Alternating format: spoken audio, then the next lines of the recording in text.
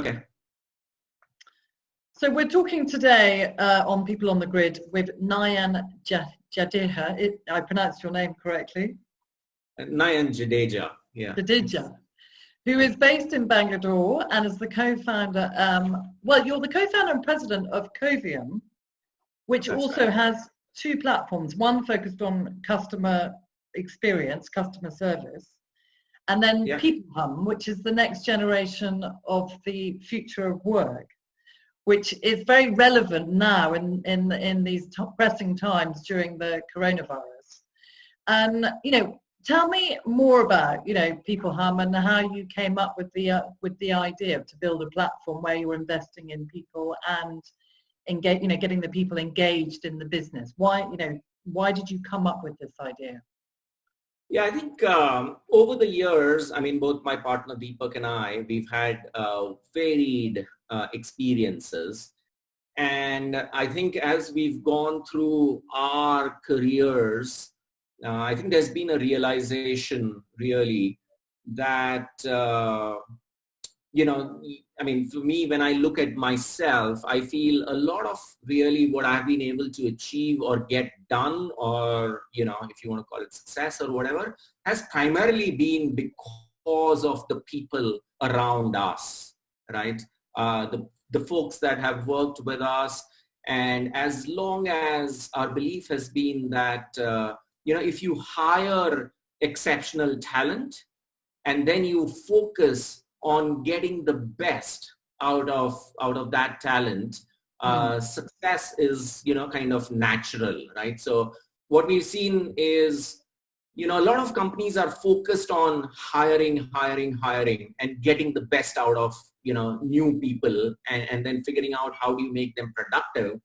And in turn, you end up forgetting, the people that are already on board and ensuring that, they are continuously engaged. They are, giving their very best when they come into work. And it isn't that, they wake up on Monday morning and it feels like a chore, right? So it's kind of been around that concept where we really started this journey of peopleHum. Right. So how is peopleHum helping with investing in the people? How is it engaging with the people? What are the, what system have you built to engage the people? So for us, the way we look at the whole supply chain, if you will, is the fact that, first is you've got to focus on identifying and hiring the best talent, right? So our first pillar is all around hiring in terms of, and a lot of automation, right? Because you're getting thousands of resumes every day. And how do you identify, who might suit your needs or your culture better, right? So that's kind of the first pillar in terms of helping companies identify the best talent. Then we move on to, once the employees are on board, how do you continuously engage with them on a continuous basis, right? You want your employees to kind of come up with their own ideas on a continuous basis. You want to reward them. You want to recognize them. You want them to voice their opinions, to communicate and collaborate together. You want to continuously, have some kind of a pulse of, what is the pulse in a particular team, try and identify issues that might be there. And then you move to what we call our nurture side, right? Which is you really want to take these people and grow their careers, right? Yes. So every dealing with, evaluations, one-on-ones, OKRs, whatever might be the company's philosophy, but the focus is all on nurturing and growing careers of people who already exist within the organization. Right. And it's very relevant now because, you built this platform, a year and a half ago. Why is it so relevant now during these, times that people are suddenly interested in actually, thinking about the people first? Why do you think it's become so relevant?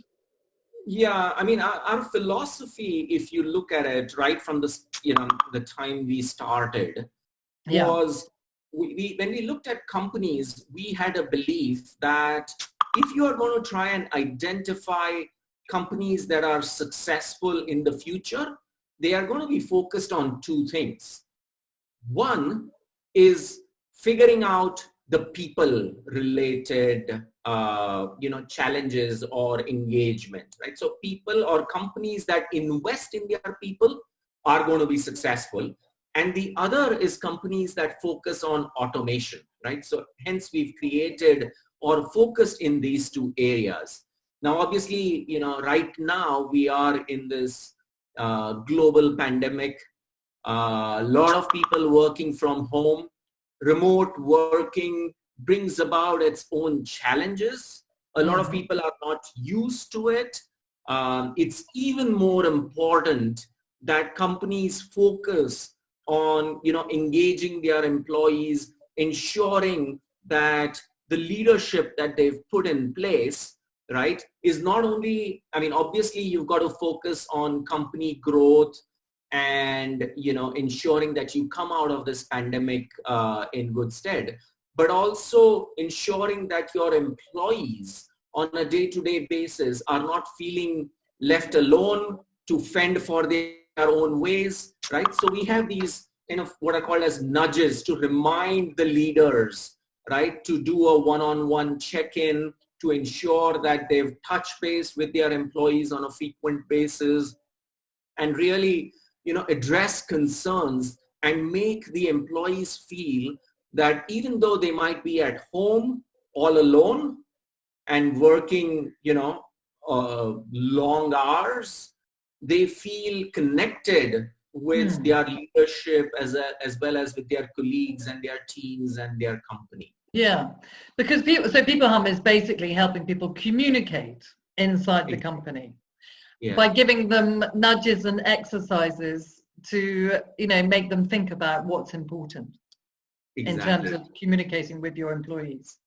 Right. And so we also have this concept of, engagement when you are remote, right? This concept of like games and quizzes, right? So that people, even though they are alone, are kind of playing a virtual game to keep themselves engaged with their teammates and feeling a sense of belonging to the organization through these times. So, and are you also creating wellness inside the companies? Right. So, yeah, interestingly, one of the teams has launched a challenge, that talks about the number of steps. So they've taken the whole team, split them up into smaller teams, and then everybody on a daily basis, right, automatically it gets reported the number of steps, right? So you're ensuring that health and wellness and, the sense of belonging, all of it kind of comes together in this one platform. Do you remember, like a long time ago, we used to have intranets? And that was the way we communicated, but it never really worked, that system, did it? Yeah, I think one of the challenges, and that's been one of our focuses really, is all around what we call the employee experience, right? Absolutely. So what happens is a lot of companies these days, it's much more about, kind of either the CEO or the HR going out and, purchasing a tool. And then for the employee, it feels much more top down. It feels like it's being pushed down to, tick mark the box that, okay, we got a tool that does it, right? So for us, it's been a lot more about ensuring that this is more of a new age platform. Employees feel they are much more connected. And they have a voice. Exactly, that they have a voice, that they can put in their suggestions over any means, right? It's not only, it's a website that exists. You can use the mobile app, you can use bots to get connected over Slack, Microsoft Teams, whatever technology that the employee, and these days, we have a lot more millennials who are coming into the workforce. Yeah. And so you need a platform that, can accommodate these different channels and choices that an employee might have, to really communicate. And what do you think the millennials want in terms of, their working space? What do you think is important to them? They're focused on purpose and values. What do you think they want in the workplace? How are you sort of, empowering them? Right. So, I think obviously the millennial generation, comes with a different set of expectations, a different set of, attitudes, and to them, this concept of, am I having an impact? Am I creating some kind of an impact? And, is very, very relevant and very, very important, right? They've grown up with technology and tools and mobile devices. They are much more keen to chat with somebody than, pick up the phone and call up when they might have or might be facing challenges. And so that's the reason this whole platform kind of comes with that in mind, that, we have a completely new set of new generation that's entering and has been entering. And, by studies say, I don't know, 2025, millennials might constitute like 75% of the workforce. And so it's very critical that companies adjust and adapt to, this new way of thinking as well as working. Yes. And how do you think the coronavirus is speeding things up in terms of the future of work? Yeah, I think, if you look at it, these days, it's all about video conferencing. Most people were not aware of, Zoom and Google Hangouts and Microsoft Teams.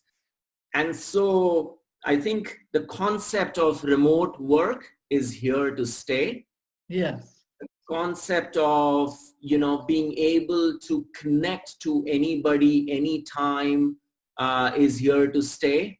And obviously with this, there's going to be a proliferation, right, of technologies and tools and devices and the Internet of Things, and even the collection of data, right?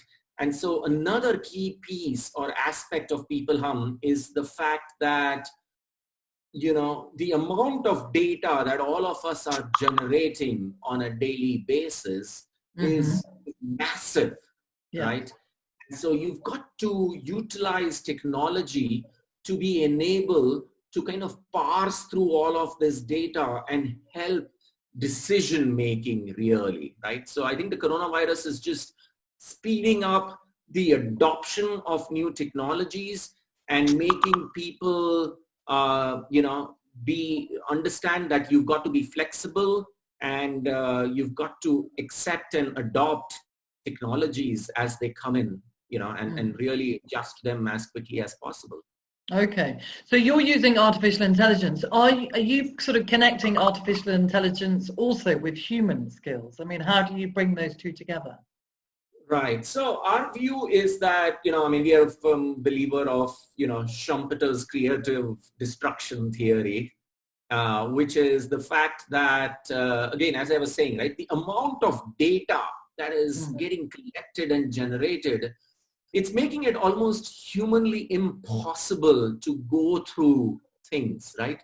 So we've got to figure out how to use intelligent software that can enable us to make the right decisions, right? So I was talking about, for instance, for us, we could get anywhere from 500 to 1,000 resumes every day, right? Yes.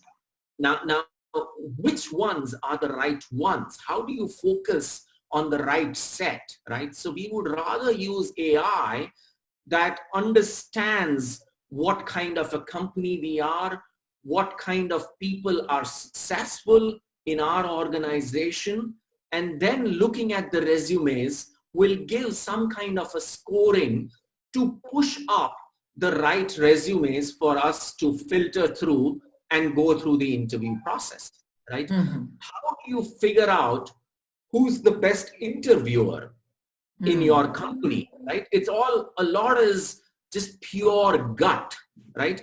But if you have a lot of data as to, here are your top performers, here's who had interviewed those people, and here's who are, better judges of top performers, and hence these are probably, your better interviewers than just a pure gut feeling that a manager might have. So we are trying to ensure that we utilize artificial intelligence and data and make it work with us rather than necessarily replace us, right? So hopefully they will help guide us to make decisions that are smarter. But in the end, we are hoping, obviously right now, it's still the humans who are going to continue making the decisions. It's just that it's assisted by machines. Right. And you're helping in terms of also building teams inside companies. So connecting skills. Yes. I think the concept of, we call it a concept called peopleHum, which is, teams that again gel well together, that are much more connected. In the end, humans are, we are social beings, right? We want to connect more with people. We want to work more with people who, whose ideas resonate a lot more with ours. And so for us, teaming, collaborating, working together to have an impact is much more important and crucial than, let's say, one individual who's trying to, completely change the world, so to say. Yeah. You're not just listening to one person, you're listening to everybody. Absolutely. Yeah. Because my background, I work in sort of doing events, and I'm very much in conferences, so I'm used to interacting with people, and now I've had to switch to online. It took me a while to adapt to that mentally, but now I've gone from voice, meeting people, to sort of speaking on the phone, to actually video conferencing, which now I feel quite comfortable with it. But that is the way forward. It's not just going to be offline. We have to do it online too. Absolutely. And what kind of companies are you working with? Where are your clients? So, our clients are spread out fairly globally. We do have customers in the US, South Africa, Portugal, Europe, Middle East, India, Southeast Asia. So that's, thankfully, it's fairly global in nature. Our focus, if you were to ask, obviously still is more markets in terms of the customer base. But we don't... Sorry, which markets? It's really global, although the focus is a lot more US and the developed nations. However, really, this concept of people working together applies globally. Yeah. And so, really, we are, our goal really is to create a global platform that companies of, varying sizes, could be very small, 50 to 100 employees. Obviously the sweet spot continues to be probably, companies that have somewhere around 200 to, let's say, 5,000, 8,000 employees. That's kind of the sweet spot. But, we do have clients of all sizes. So do you look at startups as well? Do you work with startups? Yeah, absolutely. In fact, because they need infrastructure from the start. Absolutely. And in fact, we also have a kind of quote unquote a freemium version for very small companies which hopefully can adopt new technologies early on. And then as and when they grow, they have the right tools and systems in place such that they can continue utilizing it going forward as well. Oh, great. So you are building these systems to A, make people feel more connected, and B, make things more efficient. Absolutely. Yeah. Productivity, efficiency are kind of mantras for us. Oh, good. And not having to deal with so much paperwork, which we're not great fans of. But the great thing is that, peopleHum, as you say, is, you're building a global platform, and it's much easier, having technology enabling that, to happen in a much quicker, because, now everybody's like thinking, well, actually my audience is bigger now because it's all online, Right. Whereas before, when it was offline, you were just focused on your local community. Right. Yeah. And this is great that you're able to, bring the sort of the world together and make it smaller. Yeah. And more connected. And a lot of companies are now kind of globally spread out, right? I mean, when we look at ourselves, so we have offices in Bangalore, we have offices in Mumbai, we have a few employees in Jakarta, we have an employee in Philadelphia in the US.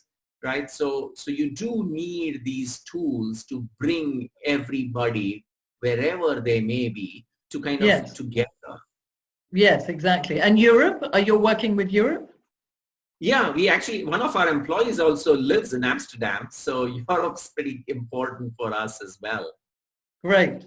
And what do you think, is the 5, key points to the most important key facts you think are related to the future of work that we need to consider?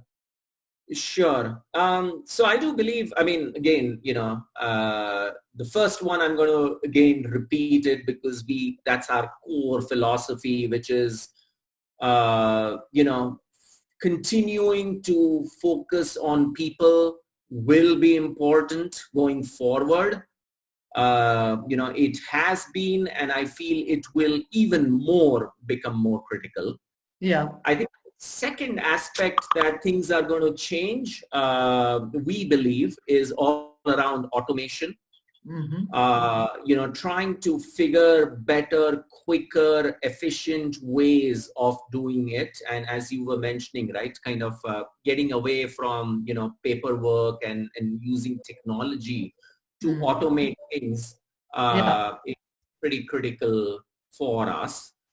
The third is we feel that just given the spread of technology, the number of mobile phones and the amount of data, I was just reading, right? These days you have, even before a baby is born, there's so much data that is getting generated about that baby. So just imagine once they are alive and kicking, the amount of data that's going to be there. So we do believe that, focusing on data in terms of to help and have data-driven decision-making, right? It's all around the space of HR analytics.